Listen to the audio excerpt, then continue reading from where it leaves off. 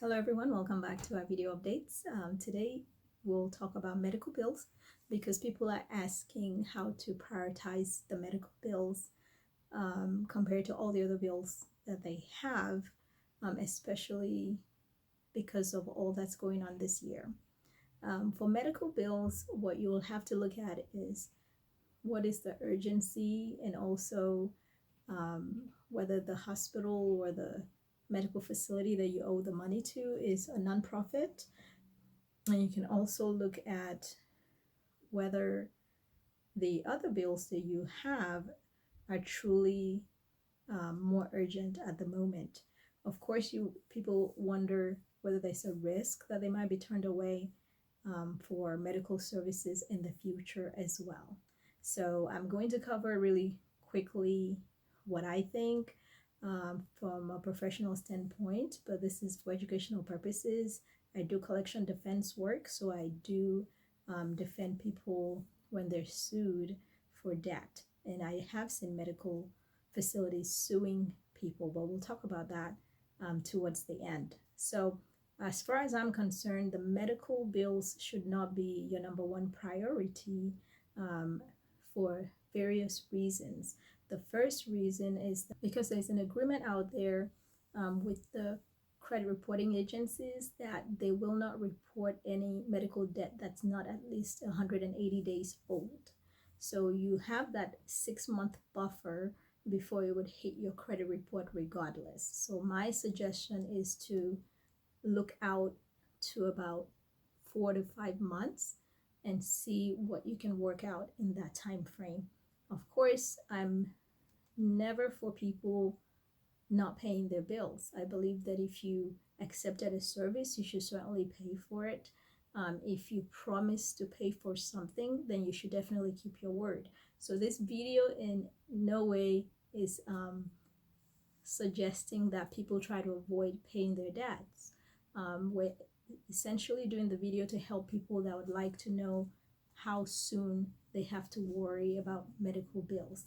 So my suggestion is, well, the medical bill should not be the top priority because of that 6-month buffer that you have, and also because there is an emergency treatment law out there under the federal statutes that says that even if you owe a hospital or medical facility some money at the moment, they cannot turn you away for emergency services. So if you go through the emergency room, you should still be able to be treated as needed, and then they'll have to bill you later on top of what you already owe.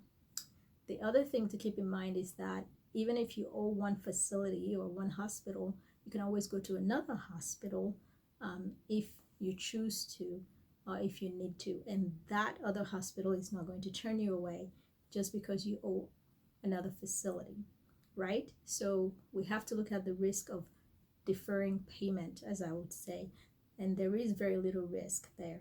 Now, if the hospital is a nonprofit, which a lot of them are, they actually are not allowed to deny you any services at all, even though you owe them money, until they've considered you for financial assistance first. Okay, and the financial assistance programs vary, so you'll have to ask the finance office at the hospital for what different options are available to you. You have 8 months typically from the time that they send you an old bill. So let's say they sent you a bill in January of 2020. The hospital, if it's a nonprofit, cannot deny you services or treatment until you've had a whole 8 months, that's till end of August, to submit a request for financial assistance. And then they have to first show that they've tried to consider you for all the different options before they will be able to then actively start collecting on that debt. So that's why I would say for medical bills, they're lower on the priority list compared to all other bills. Of course, you already know that if it's anything related to coronavirus or COVID-19, those have different laws associated with them because of the pandemic. and the government has provided for some emergency orders. The states and federal governments have provided that you should be able to receive treatment, and that should be at no cost to you for most of the COVID-19 related testing. And then some people want to know, well, should I be worried about a lawsuit? Because even if it doesn't show up on my credit report, what if the hospital comes around and sues me? And do they do that? Yes, they do sue people, and I've seen that all the time, but they usually sue when the account is a large account. So, if you don't owe them more than like $10,000, they might not come after you in court. But they do sue when it's a bigger amount, in my opinion, and they sue, and then you still have a chance to defend yourself. You still have a chance to work out a settlement agreement and get a discounted settlement at that point. You can do it yourself. You might have more success using a lawyer that's comfortable with those kinds of lawsuits. But yes, sometimes they do sue. But typically, they don't sue you if it's a smaller amount. But of course, if it shows up on your credit report, you then have to take care of it at a future date and then deal with cleaning up that credit.